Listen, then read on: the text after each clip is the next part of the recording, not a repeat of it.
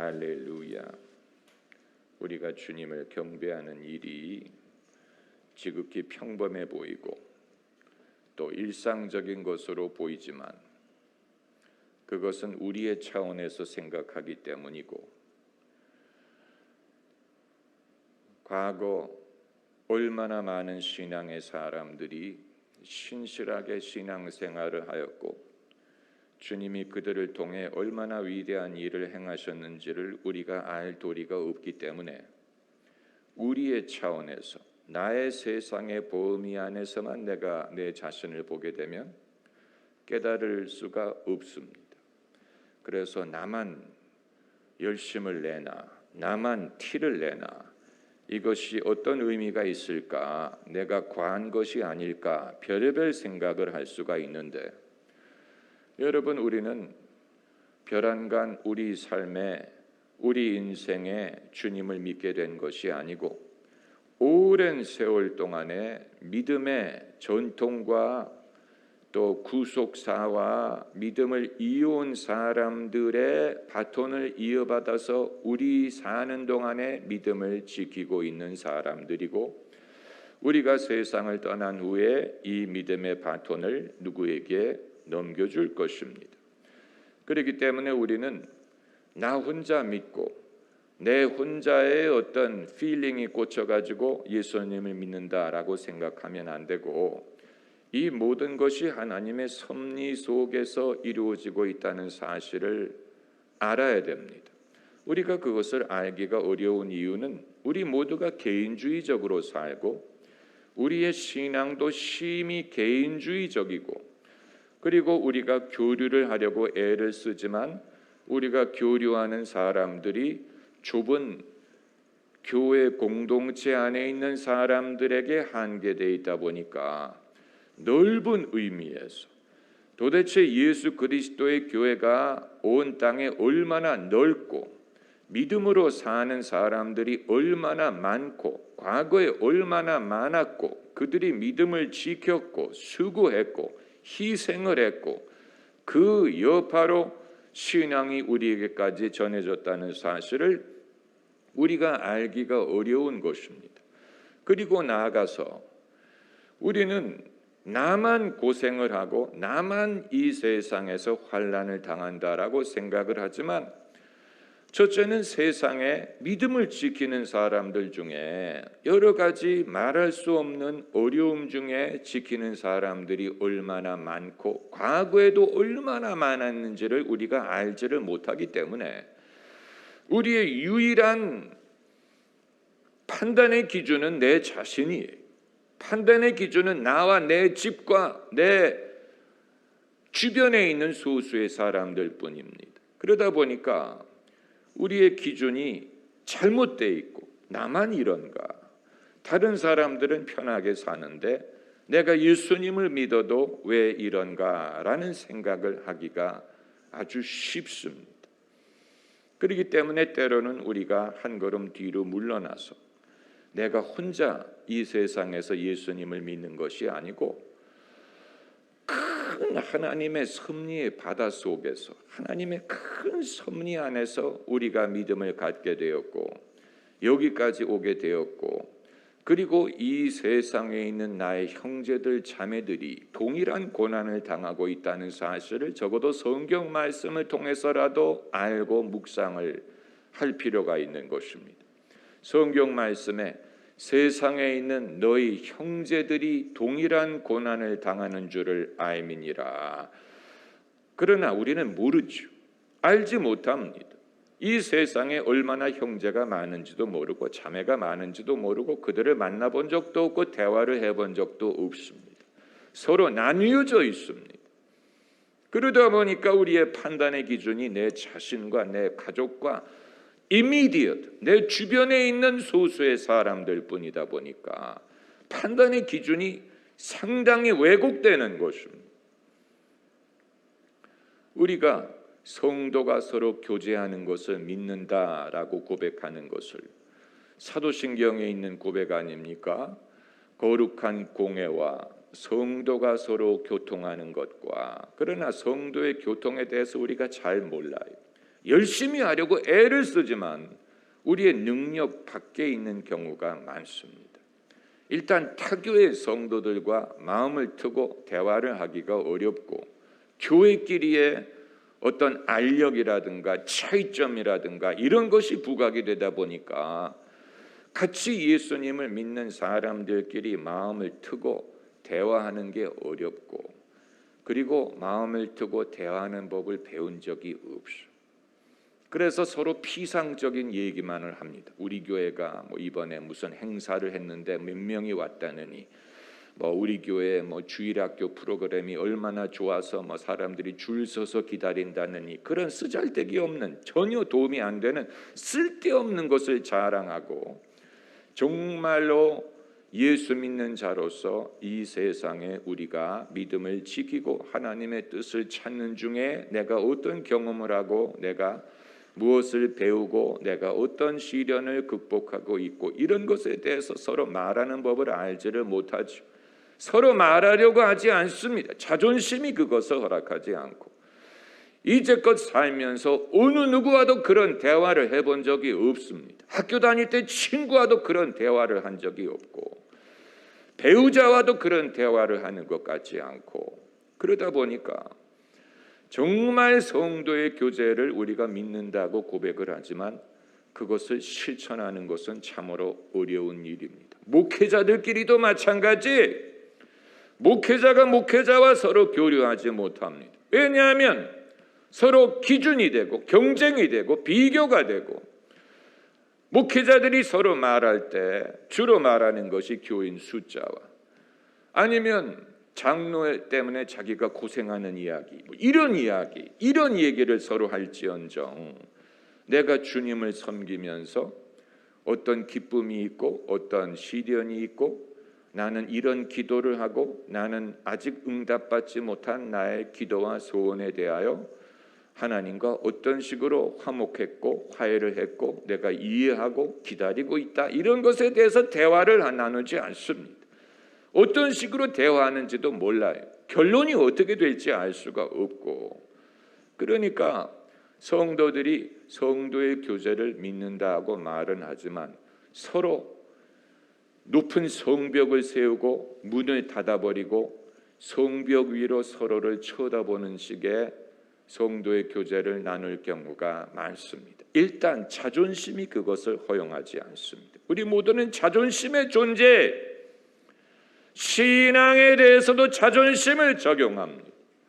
내가 믿는다고 했으면 당연히 잘 믿는 것처럼 보여야 되고, 내가 믿음으로 어떤 혜택을 누리는 것처럼 보여야 된다는 강박관념이 있고, 내가 믿는 사람인데 이런저런 시련을 당하고 있다는 것을 고백하는 것을 굉장히 부끄러워하는 것입니다. 내가 믿음이 없다는 증거가 아닐까, 남이 나를 판단하지 않을까. 우리가 소위 말하는 간증이라는 것은 승리했던 일, 성공했던 일, 해피엔딩이었던 일만을 간증해야 된다고 생각하는데, 여러분, 이 세상에 해피엔딩이 어디 있습니까? 해피엔딩을 말했다면 나는 이미 죽었다는 얘기. 이미 죽었으면 엔딩을 말할 수 있어. 그렇게 해서 행복하게 끝났대, 천국 갔대. 그러나 천국 갈 때까지는 해피엔딩이라는 것을 말할 수가 없고, 진행 중인 것이기 때문에 엔딩을 말할 수가 없어요. 아직 끝나지 않았으니까 결론을 알 수 없어요. 잘 되기를 바라지만 아직 결론에 이른 것은 아니에요. 그렇기 때문에 우리가 간증을 하고 서로 믿음을 고백할 때는 현재 진행적인 것을 말할 수밖에 없는 것입니다. 아직 끝을 알지 못하고 기다리고 있고 인내하고 있고 잘 될 줄 믿지만 아직 잘 되지 못한 부분도 있어요. 그런 것을 말하는 것을 우리가 창피하게 여기면 안 됩니다. 그걸 창피하게 여기면 말을 할 수가 없는 것입니다. 그건 창피한 것이 아니에요. 주님을 의지하는 것은 창피한 일이 아니에요.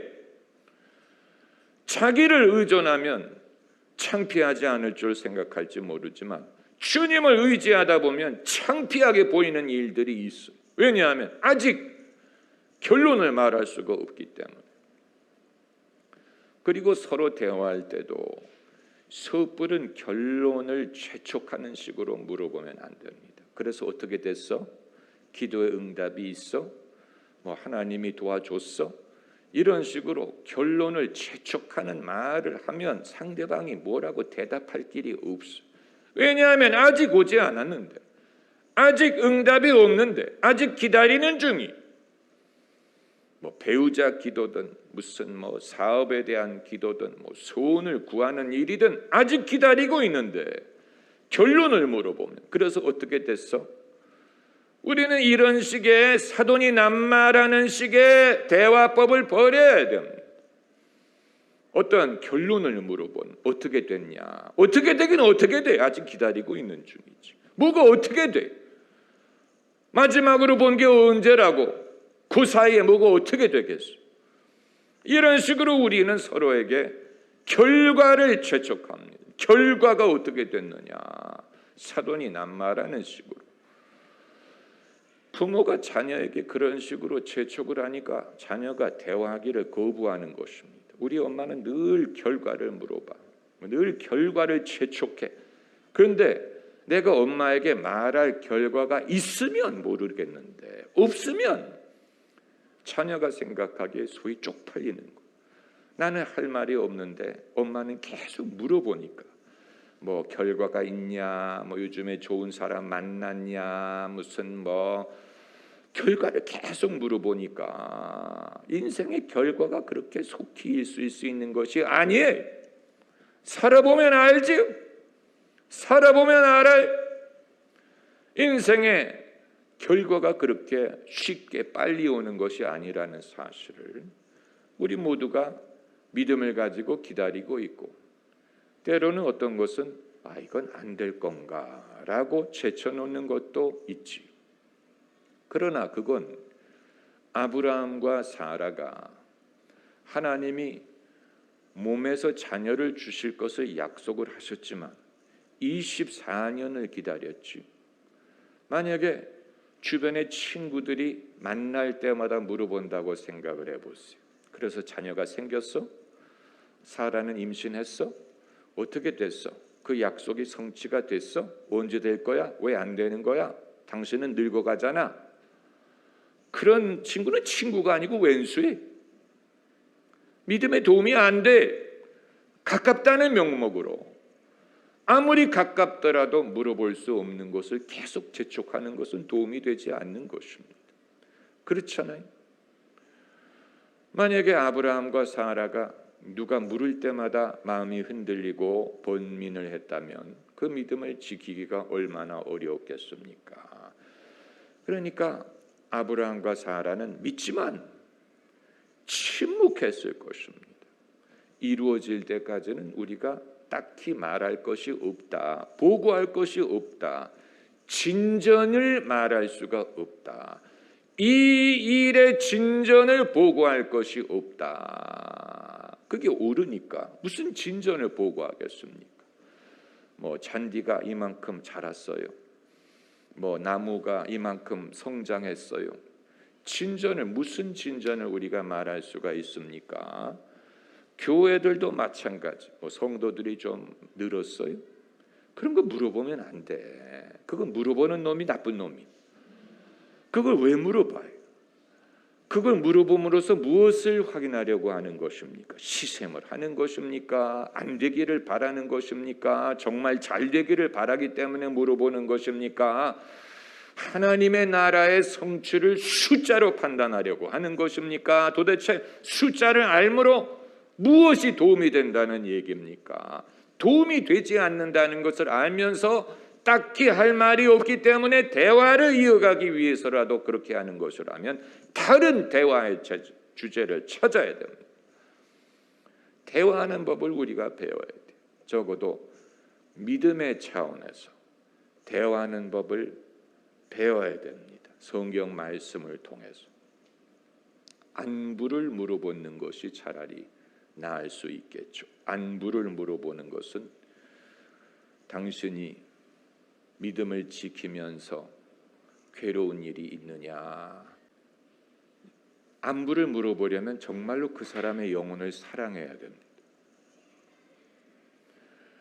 정말로 그 사람의 영혼을 사랑을 해서 그 사람이 어떻게 지내는지에 대해서 깊은 정직한 관심이 있을 때 안부를 물어볼 수 있습니다. 그리고 안부를 물어보는 것은 외모에 해당하는 것을 말하는 것이 아니고 중심에 대해서 물어보는 것입니다. 외모에 대해서 말하는 것은 쉬워요. 요즘에 뭐 살쪘네. 그런 말을 왜 합니까? 설령 살쪘더라도 사람들이 참 이상해요. 외모를 말하려고 뭐 그동안에 늙었네. 그런 사람은 만나면 안 돼. 그동안의 변화를 그런 식으로밖에 말할 수 없다는 얘기입니까? 중심에 대해서 관심이 있는 사람은 극히 드문 것 같아요. 정말로 목회적인 마인드를 가진 사람이 아니면 그 사람의 영혼에 대해서 관심을 갖지 않고 애정을 갖지 않습니다. 그러면 어떤 식으로 대화를 하는 것이 서로의 안부를 묻는 것일까? 성경 말씀에 진정으로 안부를 묻는 사례가 얼마만큼 등장을 할까? 딱히 생각나지 않습니다. 성경 말씀에 바울이 쓰는 편지에 안부를 묻는 것이 영혼에 대한 관심을 표현하는 것이었을 것으로 판단을 할 수 있습니다. 바울이 그들에게 물어볼 때 무슨 너희가 요즘에 장사는 잘 되느냐, 사업은 잘 되느냐, 애는 좋은 대학에 들어갔느냐, 배우자가 애가 배우자를 만났느냐, 이런 것을 전혀 물어보지 않았죠. 아무렴 어떻습니까? 바울이 그들에게 그 정말로 중심, 영혼에 대해서 관심을 가지고 거기에 대해서 관심을 표명했죠. 이런 것을 우리가 예로 들 수 있을 것입니다. 아마 성도가 목회자와 대화할 때도 정말로 영혼에 대해서 관심이 있다면 목사님 설교 은혜 받았어요. 이런 것도 도움이 될 수 있지만 용기를 내시고 하나님이 함께 하시는 증거가 나타나고 있으니 주님이 더 힘을 내라고 하십니다. 이런 식으로 제가 이런 식으로 말하는 성도를 딱 한 번 봤어요. 뉴헤이븐에서 다니던 그 미국인 교회의 담임 목사님이 학생의 식사 초대를 받고 오셨는데 목사님 부부가 식사 초대를 한 사람은 대학원생, 그렇기 때문에 자기 아파트가 있고 음식을 자기가 직접 요리를 해서 목사님 부부와 성도 몇 사람을 초대해서 같이 식사를 했는데 같이 이제 화기애애하고 식사를 거의 마치는 시점에 목사님이 초청한 사람에게 덕담을 한 게 아니고 초청한 학생이 목사님에게 주님이 말씀하시길 더욱 힘써서 이 일을 하시랍니다. 저는 깜짝 놀랐어요. 그 이전에도 교회를 다니고 한국교회 이민교회를 수도 없이 다녔지만 그런 식으로 목사님에게 말하는 성도를 만나본 적이 없어요. 성도가 그런 식으로 목사에게 말할 수 있다고 생각하는 사람을 만나본 적도 없어요. 그러나 그건 정말로 주님의 마음에서 우러나오는 덕담이었어요. 그런 식으로 말하는 사람이 성도들 중에 몇 사람이나 있습니까? 그렇죠. 우리는 뭐라고 말을 해야 될지를 서로 몰라요. 배운 적이 없고 본 적이 없어요. 어떻게 해야 되는지 몰라요. 어떤 말을 할 때 그것이 은으로 새긴 사과처럼 사람에게 위로가 되고 도움이 될지는 우리는 몰라요. 경험해 본 적이 없기 때문에 배운 적이 없어요. 그러나 사도신경에서 고백하는 것처럼 성도가 서로 교제하는 것을 믿는다면, 성도의 교제, 왜 사도행전에 그것을, 사도신경에 그것을 끼워놨을까? 뺄 수도 있었는데 성령을 믿사오며 거룩한 교회와 성도가 서로 교통하는 것과 Fellowship of the Saints, 영어로 번역하는 것은 아무런 도움이 되지 않아요. 이해하는데 이 Fellowship of the Saints라는 게 도대체 무슨 뜻인가? 교회 이름에 Fellowship 교회도 있지, 코이노니아, 우리가 아주 즐겨 쓰는 말이야. Fellowship, Fellowship Hall, Fellowship Time, Fellowship을 열심히 하고. 그런데 정작 성도가 교제하는 법을 아느냐 하면 아는 것 같지 않아요. 피상적인 같이 커피를 마신다든가 도넛을 먹는다든가 이게 이제 펠로십이라고 생각을 하는데, 그건 안 믿는 사람들도 칵테일 파티를 하잖아요. 안 믿는 사람들도 커피 타임이 있어요. 안 믿는 사람도 비슷한 대화를 합니다. 만약에 성도의 교제가 그런 것이라면 그건 성도의 교제는 다를 바가 없는 것이죠. 제가 오늘 말씀드리고자 하는 것, 오늘 이미 준비한 말씀이 있는데 성령께서 이 말을 할 수도 있죠. 우리가 다 공부하는 것처럼 성경책 펴가지고 필기하면서. 그러나 정말로 주님이 우리에게 말씀하고자 하시는 것은 우리가 별로 배운 적이 없고 잘 모르는 부분인데 굉장히 익숙한데 모르면서 하는 성도의 교제, 성도의 교제, 성도의 교제. 성경에서 예수께서 사람들과 대화하신 경우를 찾아보면서 공부를 좀 할 필요가 있습니다. 오늘 성경 구절을 찾아보면 마침 거기에 예수님이 제자들과 주고받는 대화가 나와 있습니다. 누가복음 24장 다 읽을 수는 없어요. 거의 20절에 되는 분량이기 때문에 이 24장 13절부터 보면, 이날에 저희 중 둘이 예루살렘에서 20올이 되는 엠마오로 하는 촌으로 가면서 이 모든 된 일을 서로 이야기하더라. 저희가 서로 이야기하며 문의할 때 예수께서 가까이 이르러 저희와 동행하시나 저희의 눈이 가리워져서 그인 줄 알아보지 못하거늘 예수께서 이르시되 너희가 길 가면서 서로 주고받고 하는 이야기가 무엇이냐 하시니, 예수께서 대화를 트신 거예요. 질문으로 트셨어요. What are you saying to one another? 너희가 여러분이 서로 주고받는 얘기가 무엇입니까? 하면서 대화에 끼어들었었어요. 그랬더니 이 두 사람이 슬픈 빛을 띠고 머물러 서더라. 그 얼굴에 슬픈 빛이 있는 것을 볼 때 우리는 결코 허탄한 말을 할 수가 없는 것이죠. 오늘 신문 읽었어요? 오늘 투표일인데 누구한테 투표하실 거예요? 지방선거에 어느 당이 이길 것 같아요? 만약에 이런 대화, 슬픈 빛을 띠고 있는 사람을 앞에 두고 이런 얘기를 한다면 그 사람은 대화할 자격이 없는 거예요. 그렇잖아요. 상대방의 얼굴에 슬픈 빛이 있는데, 슬픈 빛. 이 세상의 대다수의 사람들이 말을 안 해서 그렇지 그들은 기쁨보다는 슬픔이 더 많아요. 슬픈 빛이 두드러지지 않아서 그렇지 대다수의 사람들은 기쁠 때보다 슬플 때가 많아요. 모든 사람에게는 숨겨진 슬픔이 있다는 것을 전제해야 됩니다. 이 사람이 슬픈 빛을 띠고 머물러 섰더라. 그 사람 중에 글로바라 하는 자가 대답하여 가로되 당신이 예루살렘에 우고하면서 그일 거기서 된 일을 홀로 알지 못하느뇨. 가라사대 무슨 일이뇨? 예수님이 알면서도 물으시는 거예요. 당신이 그 당사자인데도 불구하고.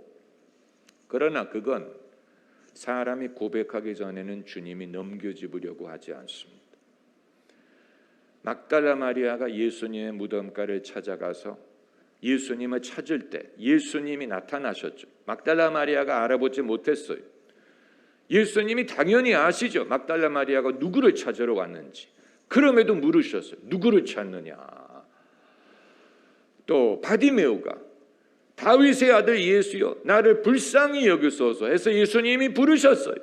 그리고 물으셨어요. 내가 무엇 해주기를 원하느냐. 당연히 아실 텐데 소경이 눈 뜨는 거 이외에 뭐를 원하겠습니까? 그러나 예수께서는 아시지만 모든 사람이 자기의 입으로 자기의 중심에 있는 말을 하기를 원하십니다. 왜냐하면 거기에서 그 사람의 진실과 믿음을 볼 수 있기 때문에. 그래서 무슨 일이뇨? 라고 물으셨죠. 알면서도 물으셨어요. 그랬더니 그들이 입을 열어서 나사렛 예수에 대한 자신들의 기대와 슬픔을 말한 것. 나사렛 예수의 일이니 그는 하나님과 모든 백성 앞에서 말과 일에 능하신 선지자여거늘 이러면서 길게 24절까지 말을 했어요. 이제 25절에 예수님이 본론을 말씀하신 이들에게 말씀하기 위해서 접근하신 그 본론이 25절에 나옵니다. 미련하고 선지자들의 말한 모든 것을 마음에 더디 믿는 자들이요. 이것이 진정으로 믿음을 말하는 것인데 우리는 이것이 맹랑하고 예절에 바르지 않을까 봐 이런 말을 결코 하지 않습니다. 그러나 대다수의 사람들이 들어야 되는 말이 이런 말이에요. 당신 예수 믿는 사람이라고 하면서 그걸 그렇게 믿지를 못하느냐? 이 더디 믿는 양반아. 사실 이런 말을 우리가 서로 들어야 됩니다. 배우자에게든 자녀에게든 성도에게든 우리가 인격적인 문제에 있어서는 누가 나무라면 자존심이 상하죠. 이 도둑놈아, 이 진실하지 못한 놈아, 욕심이 많은 놈아 들으면 자존심이 상하고 상처가 되지만 더디 믿는 것에 대해서 누가 나무라는 것은 들어야 될 얘기예요. 이건 자존심 상하는 문제가 아니에요. 더디 믿는. 왜 이렇게 믿음이 없냐. 이건 욕이 아니에요. 이건 모욕이 아니에요. 들어야 될 말이에요. 정말로 우리가 필요한 말. 서로의 믿음을 북돋아 준다는 것이 이런 것입니다. 내가 믿음이 없어서 누가 나에게 더디 믿는다라고 말하는 것은 그건 비판이 아니에요. 그런 말을 해주기 때문에 내가 믿음을 얻을 수가 있는 것이죠. 네. 그래서 예수님이 본론을 말씀하실 때 미련하고 인간이 얼마나 미련한지 몰라요. 저도 미련하고 여러분도 미련해. 우리 모두는 미련해. 그 미련함의 정도가 숨이 막힐 지경. 얼마나 미련한지. 인간이기 때문에 그래. 육신을 입고 있기 때문에 그런 것입니다. 그러나 미련한 것은 결코 변명할 수 있는 게 아니에요. 그래서 주님이 이 미련하고 선지자들의 말한 모든 것을 마음에 더디 믿는 자들아. 성도의 교제가 유익이 되기 위해서는 내가 누구와 대화를 하고 누구를 만난 결과로서 내가 더디 믿었던 것을 속히 믿을 수 있도록 도움을 받을 수 있는 것입니다. 영적인 도움을 얻는 것. 성도의 교제의 목적은 영적인 도움을 주고 받기 위한 것입니다.